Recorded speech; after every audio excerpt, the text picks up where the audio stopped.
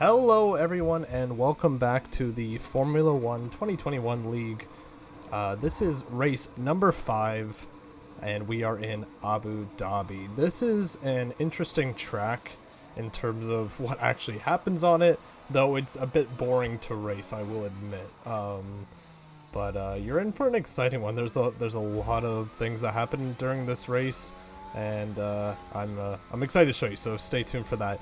What I am going to just preface this video with is that my goal is to make the videos shorter and more easily watchable, because I found that with last week, and this is a spoiler for last week in Brazil, so if you haven't watched it, go watch this, or sorry, go watch that and then come back to this. But I ended up spinning in Brazil, and it still ended up being a 15-minute video. Now there was a good amount of racing to show, and I wanted to show it, but I realized even after I said, hey, I made this into a 15-minute video, it didn't need to be a 15-minute video. And my initial impression was maybe I should have just made it a 5-minute video, essentially saying this is going to be a duff race. I apologize, not much happens. So I hope it was at least interesting to watch. But yes, my goal is to try and get these down to 10-minute videos. So you're probably only going to see 1 to maybe 2 laps of qualifying moving forward, and then you're going to see mostly the race. Now if there's a lot of things that happen during the race is going to be longer, and I'm not going to cut that out because I think that's part of the entertainment. But the qualifying is less important, and I think most people are coming for the race itself, so that's my goal, to change that. So you'll see that soon, less this part where I have to explain why I'm making them shorter, thus making this video longer. But at some point I'm going to have to put that out there. So that's the changes that are going to be happening. So now at the end of my first qualifying lap, I'm actually going to set pole position here, but I'm immediately going to go for another lap. I'd set enough fuel so that I could go straight away, and I had enough battery from saving it early on. The game does like to put you on your hot lap battery even on your out lap, but if you turn it off you'll have enough easily for 2. And you can see already I've set a purple sector 1, so again my first lap's usually a banker lap, and there's also usually a couple mistakes in there as we're just getting used to the track even with our practicing. So I'm 500s up going into this long straight, and you might have noticed as well that my tires going at the start of the lap were about 100 degrees.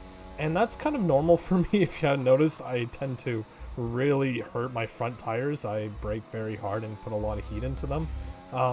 But the DRS straights, this being the second one, the other one just happened, are so long. I end up cooling my tires throughout the lap. So while I get a bit of understeer with my heated tires, it's usually not an issue because it'll come back when I actually need them. And it's about here that my tires will start going up as we go through the windy bits, especially this long curved corner that goes into a braking zone. You can overcook your tires very easily, but I do get a fairly good braking spot. I lose a couple tenths though, and that shows just how important it is to hit your braking point there. But at least at the next part, I gained some time back to make this lap worth it, and we're about 700s up. So it showed that I easily could have been about 3 tenths up, maybe even 4 tenths with everything going right, and I only beat my time by 200ths. And unfortunately, with a bit of a missed strategy by me, I tried to see if I could qualify my mediums because my soft times weren't very good, and I end up just missing the last possible lap time, the time just running out as I come around the corner, and I am stuck with the lap that I've set. So now to the start of the race.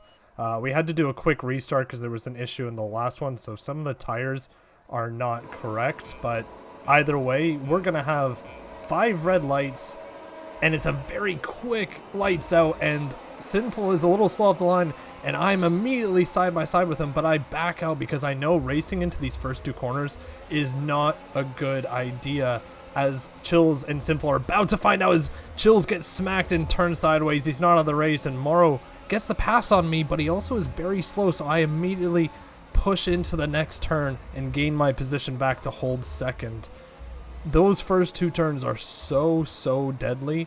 I try not to race on them. Actually, my strategy going into this, which is probably your strategy all the time is to qualify first. So me qualifying third wasn't great, but we're managing, and now we have to race Sinful. As you can see, with a little bit of battery as well and some slipstream, we are much faster on the straights, and we have to make sure we don't hit him here as well as we go onto the second straight. No DRS yet. That's going to activate on lap number 3, but we can use a little bit of our battery to try and push out of Tristan's DRS when it comes to that. He's already a second away, but I'm still a little bit uncomfortable here, and I end up taking this a little poorly, and I get my first warning really early on, so I have to keep my attention on that. But now going into the sliding corner, I see Tristan on my right going for an overtake, and he gives me no room as I get pushed off the track, and it ends up with him in the wall. He's not out, but he has definitely got a damaged wing, and somehow I come out with 0 damage. So I've never seen a overtake there, I'll say that. Yeah, it's not a place you would overtake, in my opinion. So now on to lap number 2, and I end up sending it a little deep here as I'm following Sinful. Maybe a bit of dirty air, but it means Checker's right behind me, and I have to be extremely careful. He's already looking for a move and seeing if he can get there, but he knows this is a tight angled corner and you need the speed, so he ends up backing out, and we're safe enough. But I've felt a little bit shaky as I mentioned here. Yeah, I don't know. I'm just feeling a little shook.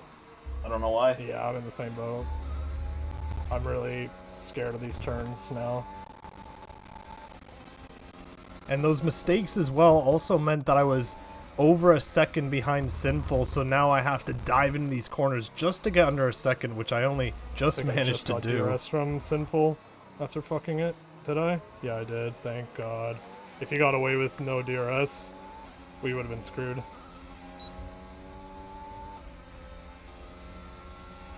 And you'll see just how important it was for me to get the DRS there, and I used a little bit of my battery to catch up a lot, but I was just about 8 tenths under, and now we're 2 tenths going into the corner right behind Sinful, and it's the next detection zone is right here, so I immediately get another hit of DRS, and that's going to be super important for me to stay close. But obviously Checker's also right behind me with the same DRS, so I need to be careful of him.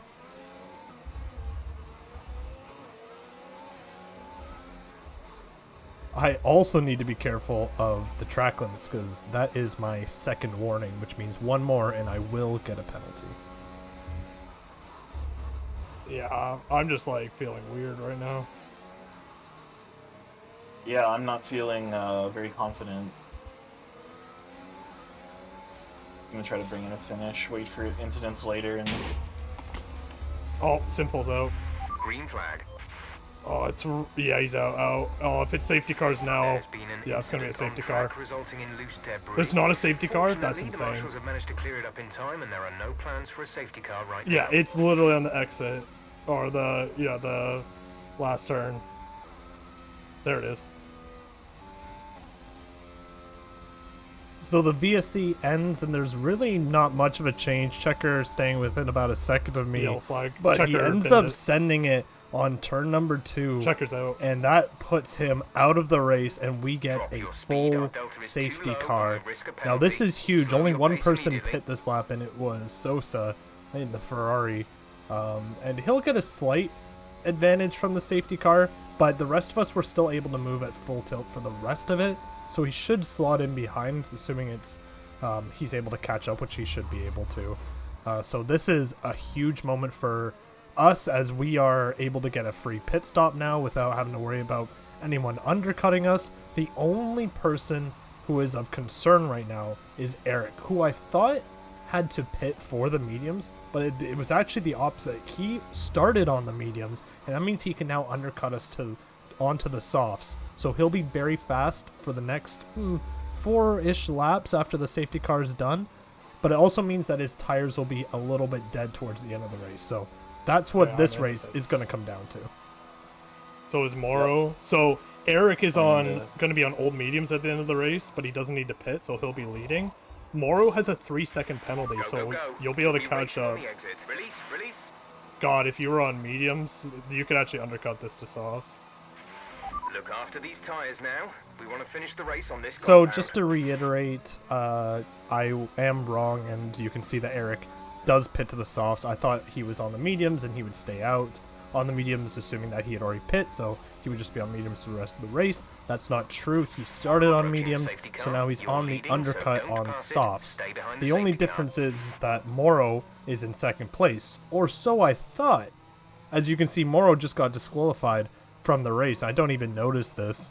I actually asked in the clip saying, what happened to Moro? What happened was he had an incident in the pit lane. I think he had a lag spike as you go out of the corner, and you saw on the video, it's a very sharp turn, and it's a blind left.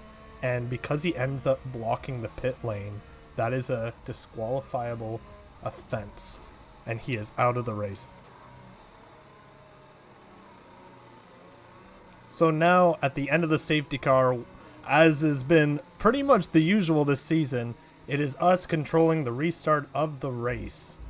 And you can see I'm trying to just inch my way across. I give a little bit of a push and stop and push again, just because I want Eric behind me to push early and then have to stop because he's not allowed to pass me until I set the pace for the race. And I do it perfectly. I'm already a second up, and Tristan, who has come back from our initial incident, manages to pass him, and that's going to be huge for me because any amount that the softs are going to wear out now against Tristan's new mediums will make it so those softs aren't good against me later on in the race. So right now I'm slamming the overtake on, and I want to get as much distance as possible because in the inevitable process of Eric passing Tristan on just better tires, I'll put up a little shot here, by the way. I keep mentioning tires and why they're good. I'll put a little shot here that explains it. Once Eric is passed, he's going to gain a lot of speed on me, and I need to maintain that gap so he doesn't get DRS and a tire advantage, because in about 3-4 laps towards the end of the race, I should be the fastest car. I've been a good boy. Okay, the stewards have Tristan now just got a enabled 3 seconds. DRS So did is Sosa. now online. Yeah, okay, I'm Oh, well Sosa clear. had an issue. You're in P1 again. Okay, which...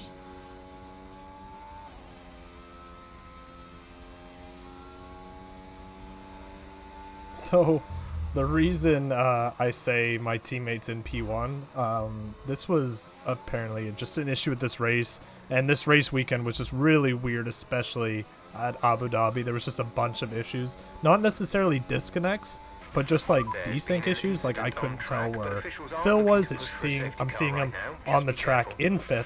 The scores or the lap and placement is saying that he is in 5th.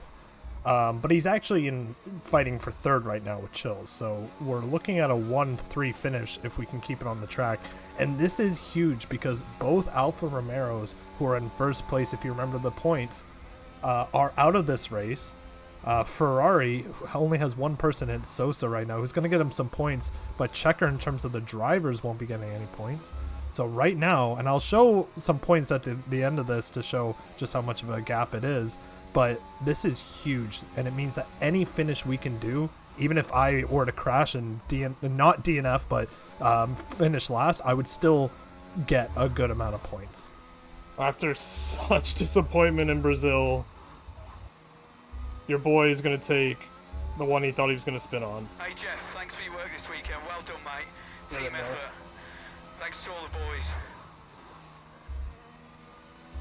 I know it's a bit of a skip to the end as well, but really nothing else happened. And as you can see, Eric finished 7.5 seconds behind. I was pushing for fastest lap as well, as Moro had it, but since he was disqualified, he doesn't get the point for it. I didn't end up getting fastest lap, but in the part of me pushing a little bit harder, Eric's tires were running out, and we end up keeping that gap. So I could have got 2 more penalties, which I only needed 1 warning just for 1. So that was another reason for me to push.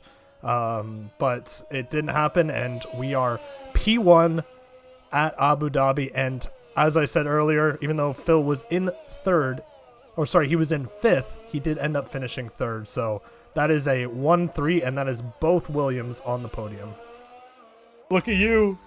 Wait, wait, hold on. We gotta do the thing. We gotta do the thing. Ready? Ready? Wait for it. Get him. Get him. Get him. Look at the white and blue up there. So that's going to be the end of Abu Dhabi, a 1-3 finish for Williams. I'm going to put up the points right here so you can see just how much this result meant for us. And I also want to thank everyone for sticking around for another 15-minute video. I know I said it was going to be shorter, but there was so much content in this race that if I'd put all of it in, it easily would have been 25 minutes. So thank you, everyone, and I hope to see you next time. It's going to be Monza, and I look forward to seeing you there, and I hope you guys look forward to seeing the race. See you next time. Bye, everyone.